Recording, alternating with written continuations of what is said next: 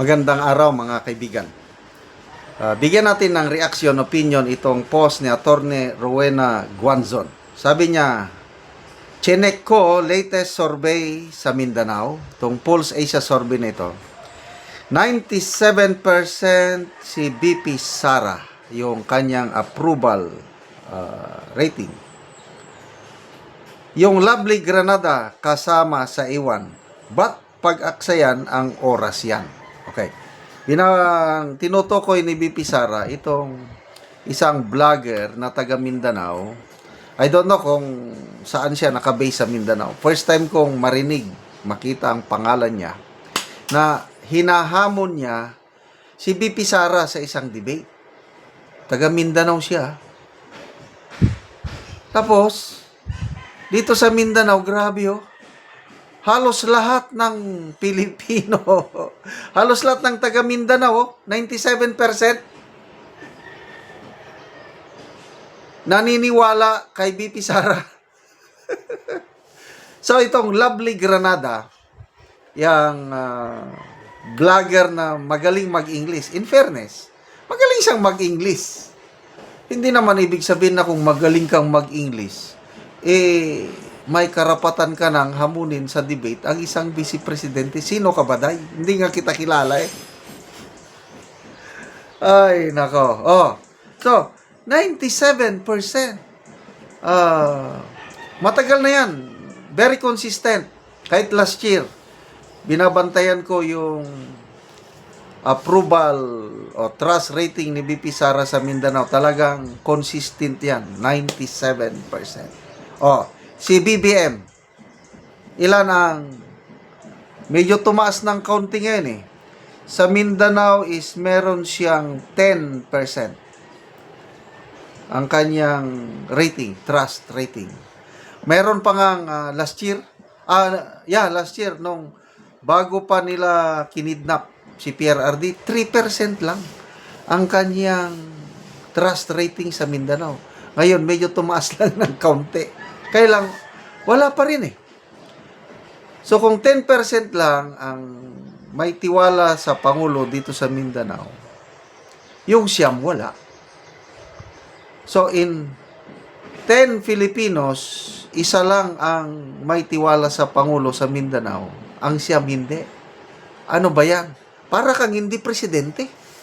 May karapatan ka pa bang, of course may karapatan dahil presidente. Kaya lang, may mukha ka pa bang ihaharap dito sa Mindanao? Kaya no wonder, last year ba yun? Yung may lindol? Anong buwan ba yun may lindol sa Davao del Davao?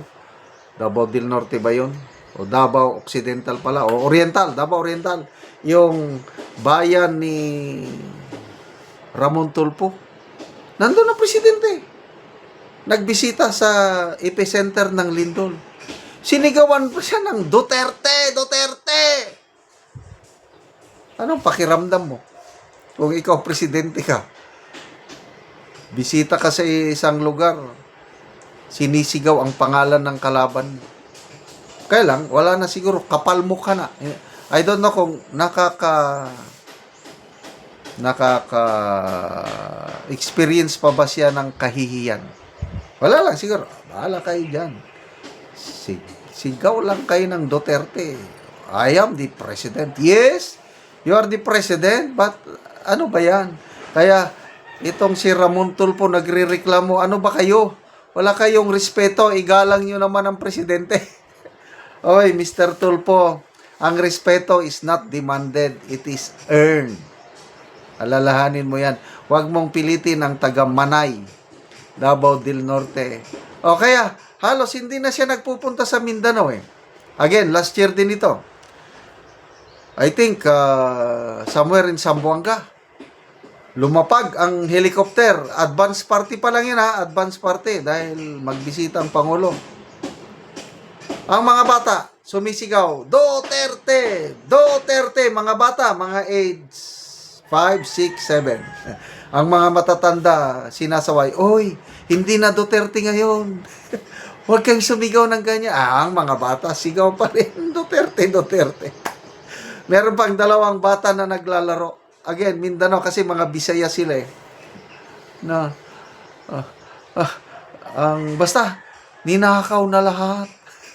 Ang pera natin, gikawat ng atong kwarta. Kaya, kay Tatay Digong, parang bisitahon nato siya. Yung pagmamahal ng mga bata kay Tatay Digong, nandun. Kaya nga, ah, ito ang hindi maintindihan ng Marcos Jr. administration, yung pagmamahal ng mga taong nasa laylayan kay Pangulong Duterte. Of course, hindi lang Visayas, pati Mindanao, hindi lang Mindanao, pati Visayas. Dito sa Visayas, ang trust rating ni BP Sara is 67% compared kay BBM na 17% lang. Sa NCR, mas mataas si BP Sara. 45% compared kay PBBM na 38%. Isang geographical area lang na medyo mas malakas si BBM, yung Balance Luzon or the rest of Luzon. 54% siya, si BP Sara is 29. Yun lang. Sa tatlong major areas, tatlo ang balwarte o nananalo si BP Sara. Kaya, pag ngayon na ang eleksyon, I tell you, sigurado, panalong-panalo si BP Sara. Sabi nga ni Professor Clarita Carlos, if BP Sara maintains the numbers, ibig survey numbers, she will surely win. And as of now, she is maintaining that survey numbers. Survey ng Pulse Asia. Grabe. Positive 28% ang kanyang net approval rating. Compared mo sa Pangulo na negative 9. Tumaas pa ang kanyang pagiging negative. Nung last survey, negative 3% na ang approval rating ni Pangulo. Ngayon, tumaas pa, naging negative 9. So, ano yan? So, punta pa kayo sa Mindanao? Yes, punta kayo. Kaya lang, huwag kayong magsisi. Expect na sisigawan kayo ng Duterte. Salamat mga kaibigan sa inyong pagsubaybay sa channel na ito. Nakakatulong kayo ng malaki sa tribong Talandig ng Bukidnon dahil ang income natin sa channel na ito is pantulong sa tribo. Namimigay tayo ng libreng yero at pako para makapagpatayo sila ng mas maayos na tirahan. Panoorin nyo ang video na ito. Muna ni ang among nahatagan sa yero, so mag-aatop na ni siya karon.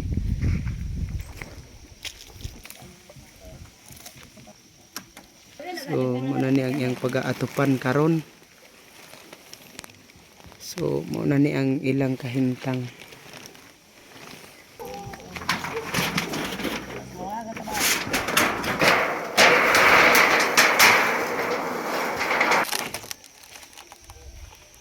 So muna ni ang gitanggal ng ilang mga atop, mga kawayan lang nga nangagapok na.